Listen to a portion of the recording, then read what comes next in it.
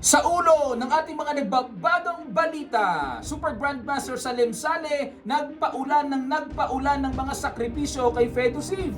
Pagkatapos nito ay napahataw na siya sa leading ng India na si Super Grandmaster Aravind. Kayanin pa ba niya kaya? Yan ang aalamin natin.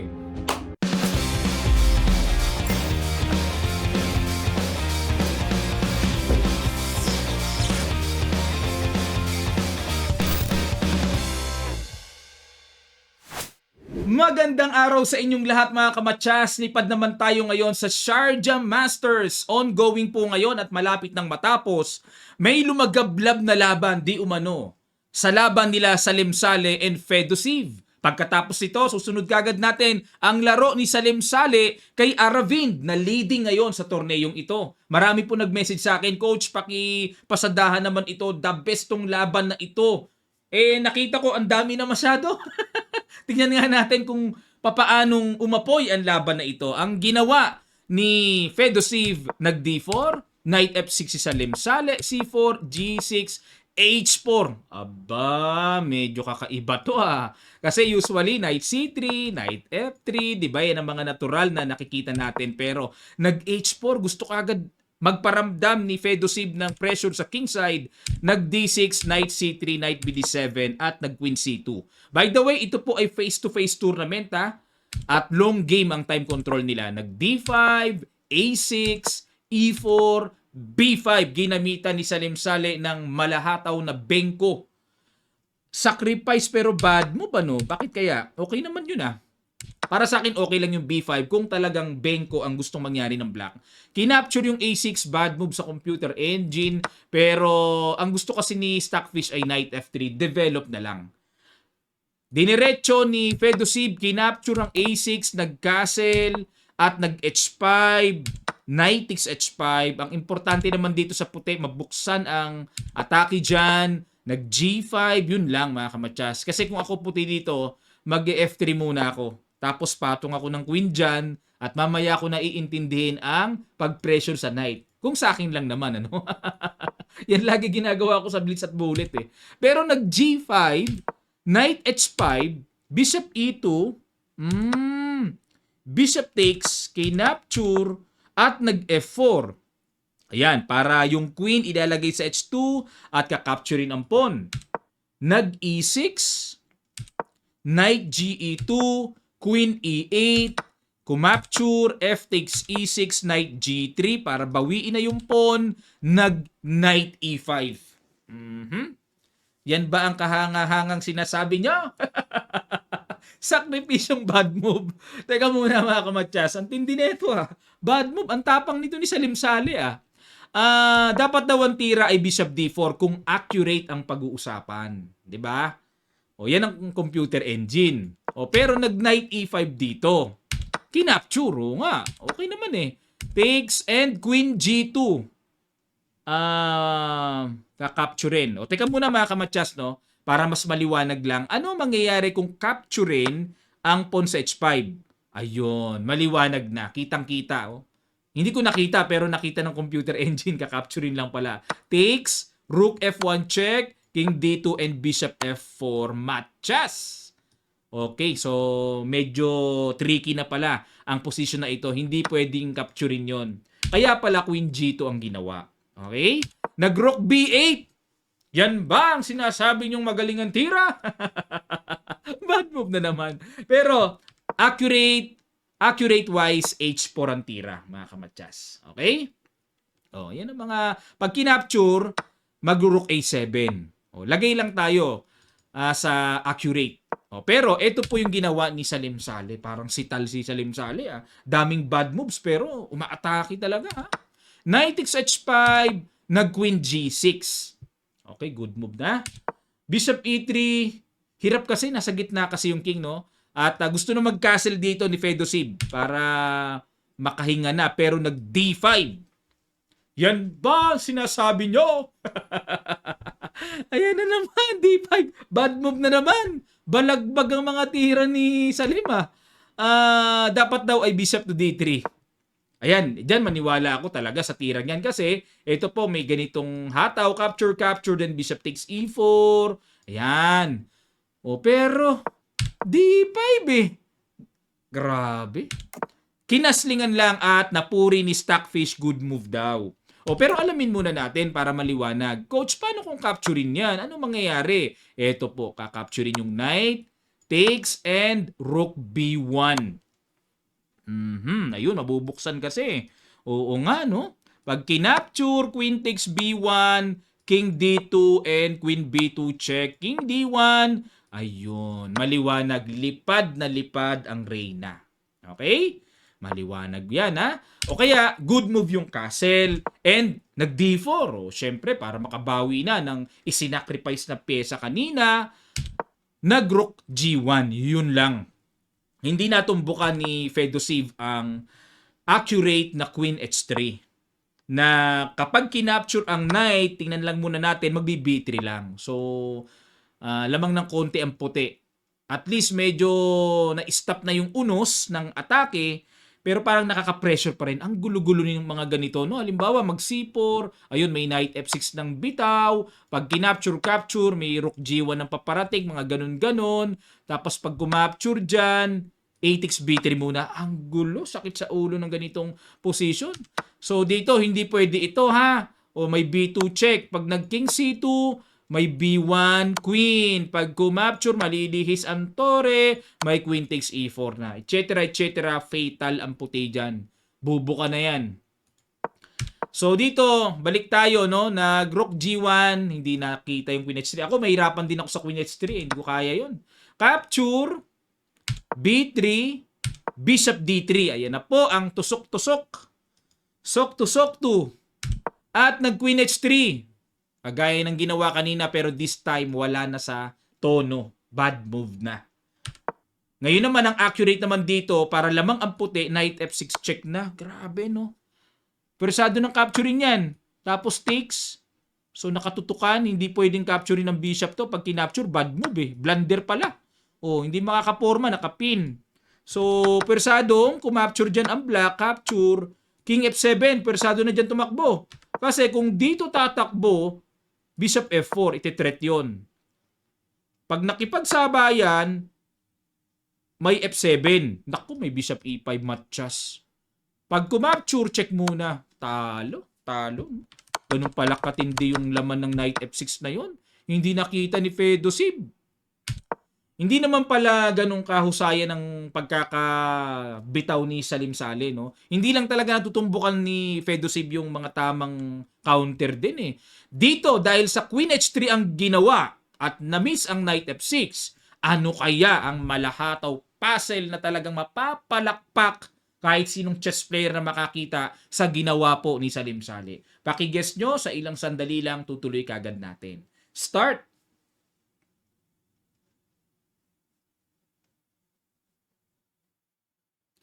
Maraming salamat po mga kamatsas. Congrats sa nakakita ng brilliant move. Rook takes b3. Ang idea, rook b1. Matchas kagad, hindi pwedeng baliwalain yan. Kinapture talaga and rook a8. Ay grabe. Pumatak yata. Pumatak. King d1, hindi na nakayanan ng nerve ni Fedosiv. Bumigay na. Dapat daw, knight f6 check pa rin. Kahapon pa yung knight f6 na yan. Capture. Queen takes e6 check. Tapos ang gagawin, queen f7. G takes f6.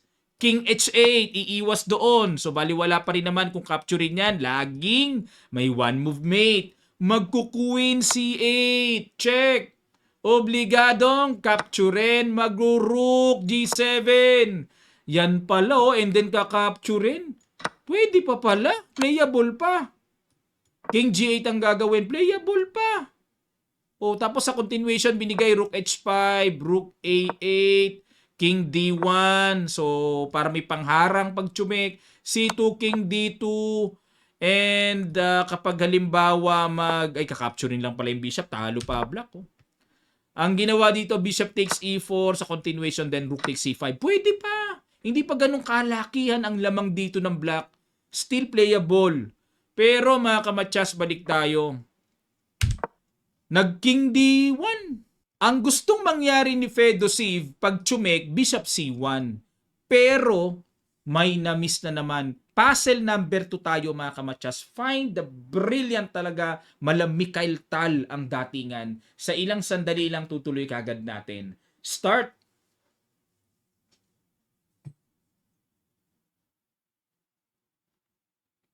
Maraming salamat po. Ay, ang tindi. Hindi Chumek. Kinapture yung knight. Hanip, no? Check. Bishop C1. Ang tutok ko dito, laging ito eh. C2 check eh. Init na init ang mata ko dyan. Pero, another brilliant move. Nag-resign na po dito si Fedosiv. Wow! Wow! Ang galing, no? Bakit nag-resign? Pag kinapture yan, may Bishop F4 check, King D1, C2, King E1, Queen, and let's say King F2, Queen E3 check, King G2, Queen G3. Matchas. At kung ihaharang naman ang Reyna dito, may Queen E3, force move Queen E2, matchas. Ang tindi ng pagkamatchas. Malupais mga kamatsas, may nakakagawa pa pala na ganitong Mala Mikhail Tal, ano? Lumabas sa kamay ni Salem Saleh. Pero, hindi natatapos dito. Nakalaban na niya ang realidad na dapat niyang harapin sa torneyong ito. Ang leading na si Aravind. Mga katropa nila Pragnananda, Nihal Sarin. Malakas itong batang ito. Tingnan natin naman ang naging laban niya kay Aravind. Black naman dito si Salem Saleh, nag-D4 si Aravind, Knight F6, Knight F3, G6, G3, Fianchetto system, at Fianchetto King's India na, Knight C6, Knight C3, nag-E5. Nag-D5, Knight B8 bumalik. Meron na bang opening? Wala talaga, sira talaga ang opening database ng chess.com mga kamatsas. So hindi natin ma-detect ang novelty. Napansin niyo 'yon? Wala kasing opening database eh, oh. Ewan ko, sana maibalik ng chess.com. So nag C5 dito, sacrifice si Aravind at nag Knight A6. Okay, dito bakit hindi kinapture ang sacrifice C5? Kasi may simple knight takes E5. Okay, at halimbawa mag knight takes D5 dito, may knight takes F7. Kasi ang purpose ng knight takes D5 ay may bawi sa knight. Pero may knight takes F7, knight takes C3, queen takes D8, knight takes E2, checking H1, rook takes, knight takes, and knight takes C1, rook A takes C1. But look at the evaluation bar. No? Pabor sa puti kasi quality up. Quality up. O, balik tayo. So, hindi pwedeng capturein ito. At nag-knight A6 na lang si Saleh. Capture, nag-knight D2. So, yan talaga ang typical maneuver niyan. Pinapaikot talaga yan. At nag-F5. Ayan na. So, pumorma na naman si Saleh ng mga pang-atake. Nag-A4, G5. Atakador talaga tong si Saleh ah. Knight C7, Queen to B3, nag-Rook F7, Knight B5. Pero mukhang gusto kagad ni Aravind na bigyan siya ng problema. Nag-B6 at dito nabaliktad ang istorya. Si Aravind ang bumitaw ng brilliant move mga kamatyas. Sige, pakiguess nyo naman. Tira ni Aravind sa ilang sandali lang, tutuloy kagad natin. Start!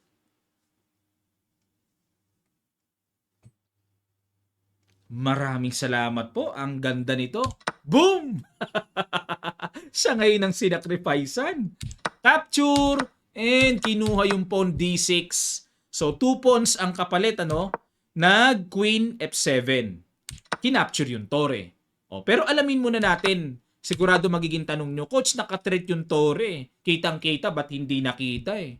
Kasi kapag nag-Rook F8, kakapturein po yung bishop. Pagka kinapture yan, may D6. Check. Kuha yung knight.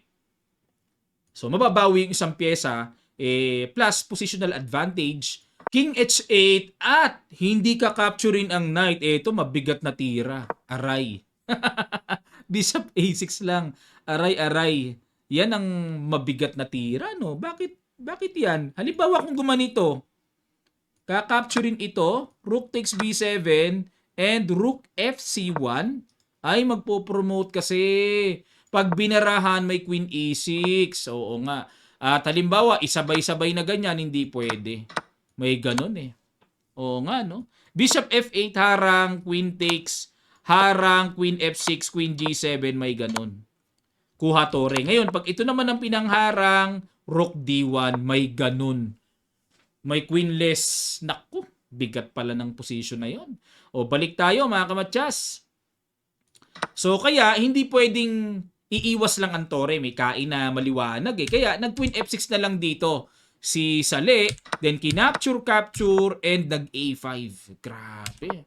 Ang galing ng ginawa. Yun, bumigay na ng bumigay si Sale. Oh. Dapat daw, capture na lang eh. O, pero nag-rook B8, balik tayo, nag-rook C1, E4, capture, and the queen C2, tiniret ang knight, pero bad move daw dapat ay rook A7. O ano, yan ang malakas kasi grabe na, nakatutok na eh, pin. Tapos mag-queen takes D5 and queen C2, saka palang gaganyan. Okay, etc. no? Pero nag-queen C2, bishop E5, good move, depensa, and the rook A7, bishop B7, at nag-E3, knight B5, puro good move, bumabawi si Sale. At nag-rook A4, bishop takes D5, and nag-bishop F1, threat ang knight, at nag-knight to D6. O, ayan. Liwanagin ko lang ha, baka mapaisip kayo, Coach, ba't hindi nag-bishop B3? Double yan. Capturing lang yan, and may bishop C4 check. Okay, pag kinapture yan, rook C takes C4. Okay, so okay na okay ang puti dyan. Pero ang ginawa, balik tayo, nag-knight D6, pero kapansin-pansin, equalize na mga kamatsas. So nakabawi si Sale, no? Napaka-active kasi ng mga bishop eh. Queen D2, King H8, yun lang, bumi si Sale. Bumi, blanderatio santira. Dapat daw ay Queen E6. Grabe naman yung isod na yan. Sabay konting lamang na black oh. Kung nakita yan ha. Bakit? Grabe yung tirang yan. Isod lang. Nag-King H8, eto po ang nakita. Rook D4, another brilliant move by Aravindo. Pamuwersa. Kinapture, check, King H8 and Rook D1. Yun lang. O, capture. Okay, so lamang pa rin ng isang pawn ang puti. Ayun, Bishop C4, di pwedeng capturein, nakapin, nag-King E7, Bishop B3, B5, King G2, Rook B8, check, King F8, Rook D5, Rook B6, dinipensahan, Rook E5, Rook B8, and nag-H3, mag-G4 na mga kamatsas. Pag kasi nawala yung F5, next na lilipad dyan yung pawn C2, or pawn na E4. Rook C8, para walang Bishop C2 mamaya, pero nag-Rook E6, Rook D8, G4. Yun na nga eh. Yun ang, yan oh. Bagsakan ng mga pawns eh. B4, Bishop C6, at kinapture na. Okay, so kung kakapturein po kasi dito, wala na rin buhay yan eh. Mag-Rook B8, wala na rin. Mag-F4 na lang. So, makakapag-create yan ng connected pass pawns. Wala na rin buhay ang black dyan. Kaya ginawa dito, nag-B3, pero Bishop D5. Pinuntahan naman para kuhanin na ang pawn sa B3. Bagsak lahat. Ang tawag dito, namuti ang board. Kaya po, isinuko na ni Salim Sale. No? Talagang ganun eh. Kung minsan makakapagpalabas ka ng brilliant game, pero kapag naharap mo na talaga yung tamang player na malupais kagaya ni Aravind, ka-teammate ito ni Pragdananda, nila ni Halsarin, Erigaisi, isa rin po sa rising star tong si Aravind eh, na inaantay ko rin, nahahataw rin sa taas, kagaya nila Pragdananda eh. Okay, ito po ang standing so far ng kanilang Sharjah Masters. Okay, nangunguna si Aravind sa score na 5 points at pumapangalawa sila Samuel Shankland, Sarana, Tabata Bay, Erigaisi, nandito rin pala, no? Hans Smoke Niemann, and Bardia with 4.5 points, etc. Napakarami pong sumali dito, mga kamatsasa. Napakarami niya, no? Mga mamaw talaga. At malaki rin kasi ang premyo dito eh. Okay?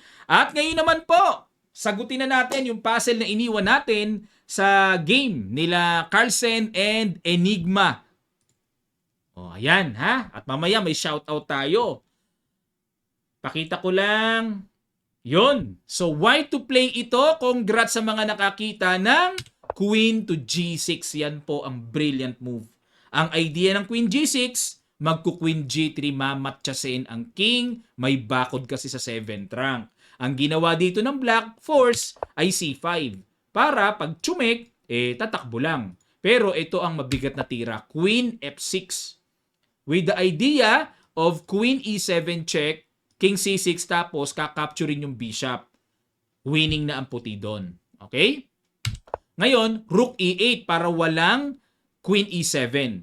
Ngayon, baka mapaisip kayo, Coach, ba't hindi na lang nag-Queen D8? Wala rin Queen E7, Queen to Queen pa. Meron namang Queen E5. Bagsak kakapturin lang to. Okay? At deklaradong mate in 5 yan. Balik tayo, mga kamatyas, ha? So, nag-Rook E8, D takes C5 naman ang tira dyan. King takes C5, Queen D4 check, King C6, Queen A4 check, sunod-sunod. Queen B5, and yung sacrifice Rook C7. Sunod-sunod talaga Capture. Ngayon, kung magki-King B6, may Rook takes B7 Mapapahiwalay at mapapahiwalay sa reyna. And wins na. Okay? Ngayon, after D takes C5, what if Queen ang ipang-capture? Maaring maitanong nyo yan. May Queen F4 check, King C7, and Rook C7. Queenless naman. Winning na rin for White. Okay? Congrats sa mga nakakita. At sikapin nyo pong maisolve ang mga puzzle. Hindi man nyo maisolve, at least makita nyo ang solution. At least may makukuha kayong mga ideas na meron palang ganon. Nakakadagdag pa rin po yan ng strength. No? Yung ating live strength madadagdagan pa rin sa paglalaro. Nakakadagdag yan. Kaya lagi po nating ugaliin na mag-solve ng mga puzzle ng mga ganito. Nakakatulong sa paglalaro yan. Okay, at ito naman ang iiwan nating puzzle sa video na ito. Yan. Ang ginawa ng White dito, last move ay Rook takes C6. Nag-sacrifice. Ano kaya ang magandang counterplay dito ng Black? O, paki-analyze nyo mga kamatyas ha. Lapag nyo lang po ang inyong mga kasagutan sa comment section below. At ito naman ngayon, ang ating randomized na kukuning names. 5 sa YouTube, 5 sa Facebook, sa shoutout natin, bali 10 ito, gamit ang ating comment picker. At ito na ang mga mapapalad na names na napili ng ating comment picker website.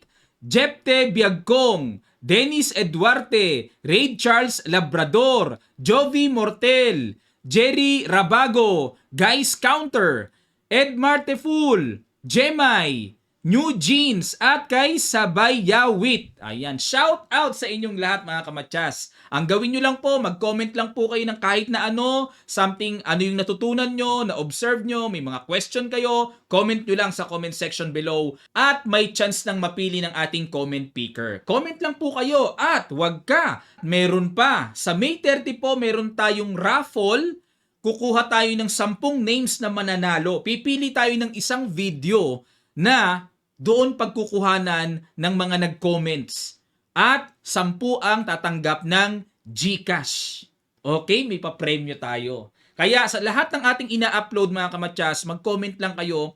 And para makuha nyo yung premyo, ma-verified talaga, dapat nakashare sa inyong Facebook. Pwedeng video sa ating YouTube, share nyo sa inyong Facebook. O kaya, in-upload ko sa Facebook, yun mismo ang i-share nyo sa Facebook nyo. Pag nakita nating nakashare, tapos napili kayo ng comment picker, kuhanin mo na ang iyong premyo na GCash. Okay, maraming salamat po mga kamatyas. Magkita-kita pa tayo sa mga susunod pang chess updates.